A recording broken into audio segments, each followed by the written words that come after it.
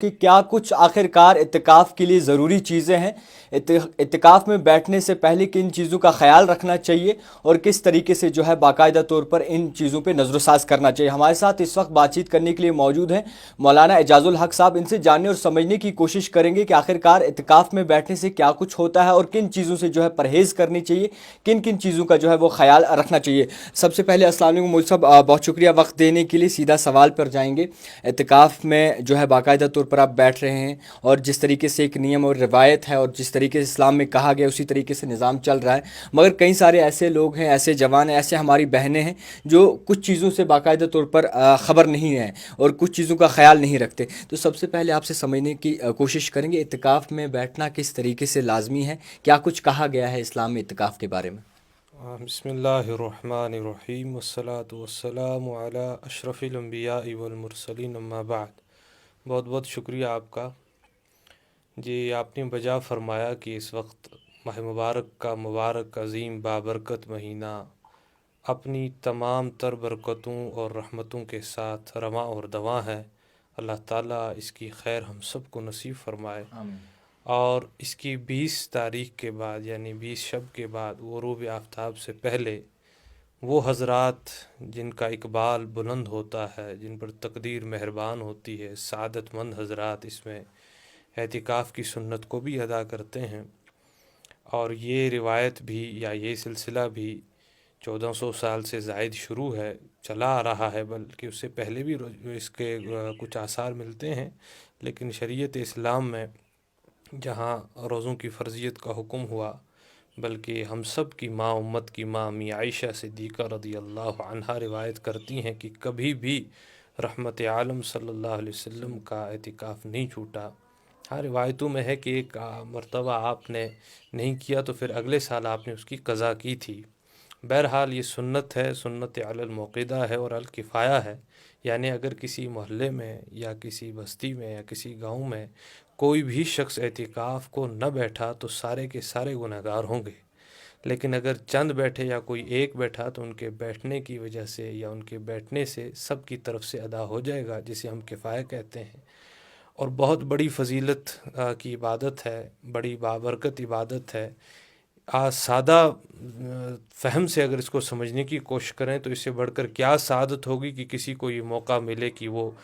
10 دن مسلسل اللہ کے در پر پڑاؤ ڈالا رہے، اور وہ بھی اللہ کے گھر میں رہے، اور وہ بھی عظیم مہینے ماہ مبارک میں رہے۔ تو ظاہر ہے کہ کوئی بھی ایسے در سے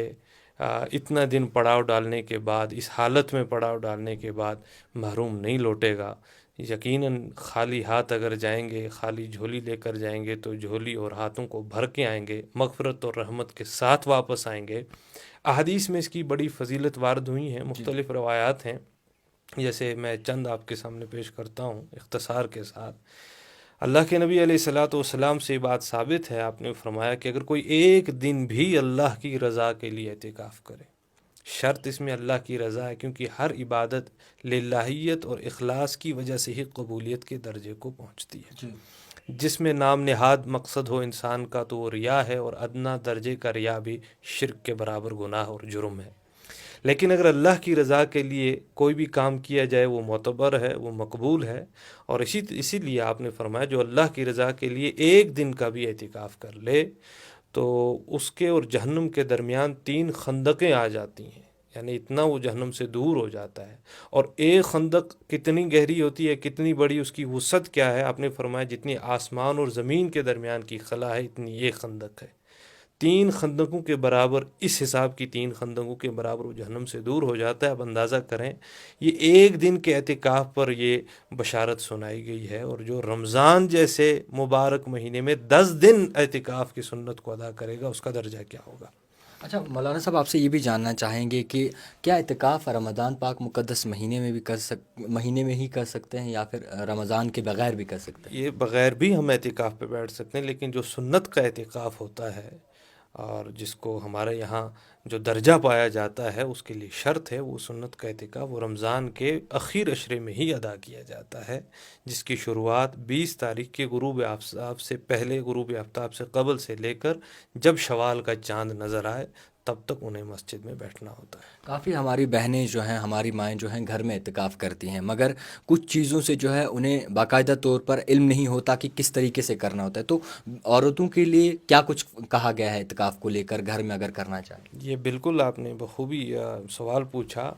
سب سے پہلے تو میں اس کے ضمناً یہ عرض کروں کہ جتنے بھی مسائل ہیں، چاہے وہ مرد ہوں یا عورت ہوں، بالخصوص جو صنف نازک کا طبقہ، ہمیں چاہیے کہ ہم ان کے ماہرین سے رجوع کریں۔ یعنی اگر شرعی مسائل ہیں تو ہم اس میں علماء حق سے رجوع کیا کریں۔ صرف اعتکاف کے مسئلے کو نہیں لے کر روزوں کا مسئلہ ہے، زکوٰۃ کا مسئلہ ہے، نماز کا مسئلہ ہے، کیونکہ مسائل کے بنا پر ہم عبادت کو انجام دے سکتے ہیں، اور اگر مسائل سے ناواقفیت ہوگی تو کہیں ایسا نہ ہو کہ ایک انسان بڑی کوشش کرتا رہے اپنی طرف سے اور اس میں کمی پیشیاں رہیں۔ جہاں تک آپ نے اعتکاف کے بارے میں پوچھا، تو بعض چیزیں تو ایسی ہیں جن کا ہم دونوں کو، مردوں کو بھی پابندی سے اور عورتوں پر بھی اس کی پابندیاں رہتی ہیں۔ وہ یہ ہے کہ اعتکاف ایک خاص مقصد کے تئیں کیا جاتا ہے، اور جس میں ہم یہ ہیں کہ ہم دنیا کے کام و کاج سے چند دیر کے لیے ہٹ کر یا چند دنوں سے ان کو خیر باد کہہ کے اپنے اللہ کو منانے کی کوشش کرتے ہیں، اپنے اللہ کا قرب حاصل کرنے کی کوشش کرتے ہیں۔ لہٰذا روزمرہ کی کچھ عادات اس میں ترک کرنی چاہیے اور وہ کرنی ہوتی ہیں، ورنہ اعتکاف ٹوٹ جاتا ہے۔ فرض کرو مرد حضرات جن کا اعتکاف مساجد کے اندر ہوتا ہے، اگر وہ بغیر شرعی عذر کے مسجد سے باہر نکلیں، جو شریعت کا عذر نہ ہو، شرعی عذر یہ ہے کہ انسان کو قضاء حاجت کا مسئلہ آ گیا، تو بغیر شرعی عذر کے باہر نکلیں تو ان کا اعتکاف ٹوٹ جاتا ہے۔ یا عذر کے تحت نکلیں لیکن بغیر بلا ضرورت باہر قیام رکھیں یا باہر اپنا وقت صرف کریں تو ان کا اعتکاف فاسد ہو جاتا ہے۔ معلوم ہوا کہ اس کے مقصد یہ ہے اعتکاف کا کہ ہم دنیا اور دنیا کے کچھ معاملات سے، چند معاملات سے بالکل سبکدوش ہو کر یہ دن اللہ کی عبادت میں گزاریں۔ حالانکہ وہ کام ہمارے لیے کوئی منع نہیں تھے بغیر اعتکاف کے، لیکن اب اس کی یہ شرط ہو گئی کہ اب چونکہ ہم اعتکاف میں ہیں، بغیر ضرورت کسی سے بات چیت نہ کی جائے، بغیر ضرورت باہر جانا نہ ہو، بغیر ضرورت زیادہ ٹائم ویسٹ نہ کیا جائے، کیونکہ بہت ہی قیمتی وقت ہوتا ہے، اس میں جتنا ہو سکے ہم عبادت کریں۔ تو اب وہ کام جو بغیر اعتکاف کے بھی ہمارے لیے منع ہے، خاص کر عورتوں کے، کیونکہ ایسا نہ ہو کہ کہیں عورتیں یا خواتین گھروں کے اندر اعتکاف ہوں اور ٹائم پاس کرنے کے لیے گھر کی باقی عورتوں کو بلا لیا جائے اور وہاں پہ پھر باتوں کا ایک سلسلہ ہو اور وہ لامعنی باتیں ہوں اور اس میں پھر غیبت کے دروازے بھی کھلیں۔ ظاہر ہے کہ ایسی لغو کام مسلمان کو نہیں سچتے ہیں، غیر رمضان بھی اور غیر اعتکاف بھی۔ اب جب وہ معتکف ہو گیا یا وہ معتکفہ ہو جائے تو اس پر زیادہ عائد بنتی ہے کہ یا ذمہ داری بنتی ہے کہ وہ اپنے وقت کا خیال رکھیں، یہ وقت قیمتی ہے۔ ایک تو وہ لازم چیزیں ہیں جن کو تو بالکل وہ نہ چھیڑ سکے، یعنی بغیر عذر باہر نہ نکلے اپنی جگہ سے۔ عورتوں کا اعتکاف چونکہ کسی مخصوص کمرے کے اندر ہوگا، اس سے باہر نہ جائیں۔ ہاں، اس پورے کمرے میں اعتکاف کی نیت کر سکتی ہیں، اور بغیر شرعی ضرورت کے، یا اگر شرعی ضرورت آن پڑے باہر جائے تو زیادہ دیر کے لیے وہاں رہے نہیں۔ اور عورتوں کے لیے ایک مسئلہ اور بھی اعتکاف میں، اگر دوران اعتکاف ان کا حیض آ گیا، ان کو پیریڈز کے دن آ گئے تو فوراً اعتکاف ان کا فاسد ہو جائے گا، وہ اعتکاف میں نہیں بیٹھ سکتے۔ اور اسی طریقے سے مردوں کے لیے بھی یہ چیزیں ہیں کہ وہ غیر شرعی ضرورت کے باہر نہ جائیں، جانا ہو تو زیادہ دیر باہر نہ لگائیں، اور لیکن جب تک اعتکاف میں رہیں، خواہ عورتیں اپنے اعتکاف کی جگہ میں ہوں یا مرد حضرات اعتکاف میں ہوں، تو وہ وقت بھی وہ اس میں عبث کاموں میں نہ لگائیں، بیکار نہ بیٹھیں، جتنا ہو سکے اللہ کی عبادت میں، دعاؤں میں، درود و اذکار میں، زیادہ تر قرآن کی تلاوت میں اپنا وقت صرف کریں۔ اچھا، ایک اور سوال ہمارا رہے گا، جس طریقے سے آپ اعتکاف میں باقاعدہ طور پر تمام لوگ بیٹھتے ہیں، کہتے ہیں کہ اگر کوئی آپ کی بستی میں سے، آپ کی ولیج میں سے کوئی اعتکاف میں نہ بیٹھے تو آپ کی بستی غرق ہو جاتی ہے، تو اس کے بارے میں جانیں۔ ہاں، اگر اعتکاف میں کوئی بھی بستی والا نہ بیٹھا تو سارے بستی پر اس کا وبال ہے، وہ ساری گناہ گار مانی جائے گی۔ لیکن اگر چند افراد بیٹھ جائیں تو سب کی طرف سے ادا ہو جائے گا، کیونکہ یہ کفایہ ہے، اور کفایہ کا مطلب یہی ہوتا ہے کہ چند کی وجہ سے سب کا ادا ہو جائے۔ البتہ اگر کوئی بستی والا دوسری بستی میں جا کر اعتکاف کرتا ہے اور اپنی کو خالی چھوڑ دیتا ہے، اعتکاف اس کا ہو جائے گا اور اس بستی کا حق ادا ہوگا جس بستی میں اس نے اعتکاف کیا، اپنی وہیں رہے گی۔ لہٰذا ہر بستی والے یا ہر مسجد والے اس کا اہتمام کریں کی کوشش کریں۔ اگر کوئی مستورات یا پھر کوئی ہماری بہن ضد کر کے اعتکاف میں بیٹھتی ہے، یعنی کہ اپنے گھر والوں کی مرضی کے بغیر بیٹھتی ہے، تو اس پہ کیا کہیں گے؟ کوئی بھی عبادت ہونا وہ تب عبادت قابل قبول ہے اور اللہ کے یہاں وہ معتبر ہے جب وہ بالکل کسی کی تکلیف کا باعث نہ ہو. اگر کوئی ایسی ضرورت ہے کہ اس کے گھر میں بیٹھنے کی یعنی اس کے اعتکاف میں رہنے سے باقیوں کو نقصان پہنچے گا، گھر کے والوں کو نقصان پہنچے گا یا ان کے شوہر راضی نہیں، تو اس سے اس پر نظر ثانی کرنی چاہیے. ایک اور آخری سوال رہے گا، صدقہ فطر کے بارے میں بات کریں گے. صدقہ فطر کتنا زیادہ ضروری ہے ایک مسلمان کے لیے؟ صدقہ فطر کی بہت اہمیت ہے. کسی بھی عبادت کی سب سے بڑی اہمیت اس چیز سے جان لیں کہ یہ اللہ کا حکم ہے اور پیارے نبی کا طریقہ ہے. ایک کلمہ گو کے لیے اس سے بڑھ کر اہمیت تلاش نہیں ہو سکتی، کیونکہ ان اللہ اشتری من المؤمنین وانفسهم واموالهم بان لهم الجنہ. قرآن کی آیت واضح ہے کہ اے ایمان والو، تمہاری جانیں اور تمہارا مال بک چکا ہے جنت کے عوض میں، اس کی خریداری ہو چکی ہے. لہٰذا ہماری زندگیوں پر، ہمارے مال پر، ہمارے وقت پر، ہماری عمر پر، ہماری جوانی پر ہمارا حق نہیں ہے، زیادہ خدا کا ہے اور خدا کے رسول کا ہے صلی اللہ علیہ وسلم. لہٰذا اس کی سب سے بڑی اہمیت یہ ہے کہ اللہ کا حکم ہے، اللہ کے نبی کا طریقہ ہے. بعد میں اس میں مصلحت ہے، کیونکہ دین اسلام کی امتیازی حسن ہے کہ اس کا کوئی بھی کام ہے وہ مصلحت سے خالی نہیں. اس کے سب سے بڑی مصلحت یہ ہے کہ آپ ایک اسلام کے حسین نظام کے تحت ایک غریب پروری کا ایک نظام قائم ہو جاتا ہے. کیونکہ دین اسلام یہ تقاضا کرتا ہے کہ جب آپ خوشی کا دن منائیں گے، عید کے دن خوشی منائیں گے، تو آپ کی خوشی آپ کی ذات تک انڈیویجولی محدود نہ ہو، اس کے مثبت یا پازیٹیو نتائج جو ہیں وہ سوسائٹی پر بھی پھیلیں. ایسا نہ ہو کہ آپ بڑے دھوم دھام سے خوشیاں منائیں اور آپ کے پڑوس میں، آپ کے رشتے میں کوئی مستحق ہے اور وہ اس خوشی کو ترسے، وہ بھی منانا چاہے لیکن اس کے پاس وہ ذرائع نہ ہو. اسلام نے یہ تفاوت ختم کیا، لہٰذا یہ حکم جاری کیا ہر روزے دار غیر روزے دار کے لیے، جو صاحب نصاب ہو، جس کے پاس طاقت ہو، جو شریعت کے اس میزان پر اترتا ہو جو شریعت نے مقرر کیا ہے، کہ وہ عید سے پہلے صدقہ فطر کو ادا کرے، تاکہ تم جب خوشی مناؤ تو تمہارے ساتھ ساتھ وہ لوگ بھی منائیں جن کے پاس ذرائع نہیں ہیں. پھر تیسری اس کی اہمیت یہ بھی بڑھا دی گئی کہ اس سے احساس شکر پیدا ہوگا، تمہارا ایک شکرانہ ادا ہوگا جس میں تم مالک کا شکر ادا کرو گے کہ اس نے ہمیں روزے کی توفیق دی، رمضان ہمیں نصیب فرمایا. اور اس سے بڑھ کر اس کی فضیلت یہ بیان ہوئی جس سے اس کی اہمیت ظاہر ہوتی ہے اور جسے ہر بندہ چاہتا ہے، بالخصوص روزے دار کی وہ بڑھ چڑھ کر صدقہ فطر میں حصہ لے. وہ یہ کہ آپ علیہ الصلوۃ والسلام نے فرمایا یہ صدقہ فطر تمہارے روزوں کی طہارت ہے. یعنی جب تم روزہ رکھتے ہو، ظاہر ہے ہم بشر ہیں اور بشریت کے تقاضے میں اگر ہم کتنی بھی کوشش کریں تو ہم سے غلطیاں سرزد ہوتی ہی ہیں. تو لہٰذا تمہاری ان غلطیوں سے جو روزے پہ اثرات پڑے ہیں، یہ صدقہ فطر ان اثرات کو دھو دیتا ہے اور تمہارا روزہ بالکل صاف و شفاف ہو کر تمہاری یہ رمضان کی عبادت اللہ کی بارگاہ میں قبول ہو جاتی ہے اس صدقہ فطر سے، جو تم نے کبھی لغو بات کہہ دی ہو، جو ایک روزے دار کی حیثیت سے تمہیں نہیں کہنی چاہیے تھی، یا تم سے کوئی ایسی غلطی سرزد ہو گئی ہے جو ایک صائم کو یا ایک روزے دار کو نہیں کرنی تھی، وہ غلطی اسے نہیں سرزد ہونی چاہیے تھی، لیکن بہرحال بشریت کے تقاضے میں ہو گئی، غفلت سے ہو گئی، تو یہ صدقہ فطر ان غلطیوں کو بھی دھو دیتا ہے. ایک آخری سوال ہمارا رہے گا، صدقہ فطر جو ہے وہ کن لوگوں، کون سے لوگ جو ہے وہ دے سکتے ہیں؟ کیونکہ کافی تر معاشرے میں ایسے بھی ہیں جو ایفرٹ نہیں کر پاتے، بہت زیادہ غریب طبقے سے ہوتے ہیں. ہاں، صدقہ فطر کے لیے صاحب نصاب، اور صاحب نصاب کسے ہم کہیں؟ جس کی ملکیت میں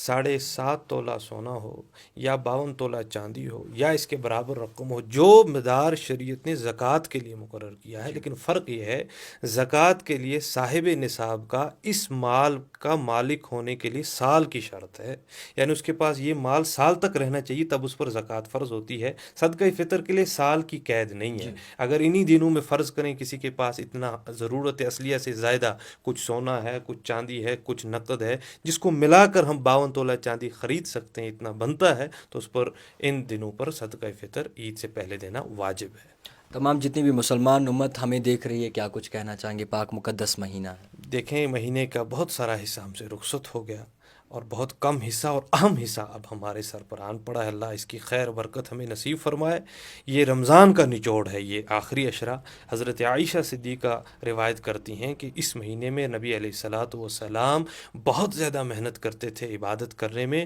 خود بھی راتوں کو جاگتے تھے اور اپنے عیال کو بھی جگاتے تھے، بڑی مشقت کرتے تھے۔ میری یہی درخواست ہے، ہمیں نہیں پتہ ہم میں سے کس کا یہ آخری رمضان ہونے والا، اللہ چاہے بار بار ایسے مواقع نصیب ہوں تو اس کی قدر کریں۔ اور قدر کیسے کی جائے کہ جتنا ہو سکے روزہ رکھنے کے ساتھ ساتھ، قیام اللیل کے ساتھ ساتھ قرآن کی تلاوت کریں، قرآن کو سمجھنے کی کوشش کریں، قرآن کی رہبری میں زندگی گزارنے کی کوشش کریں۔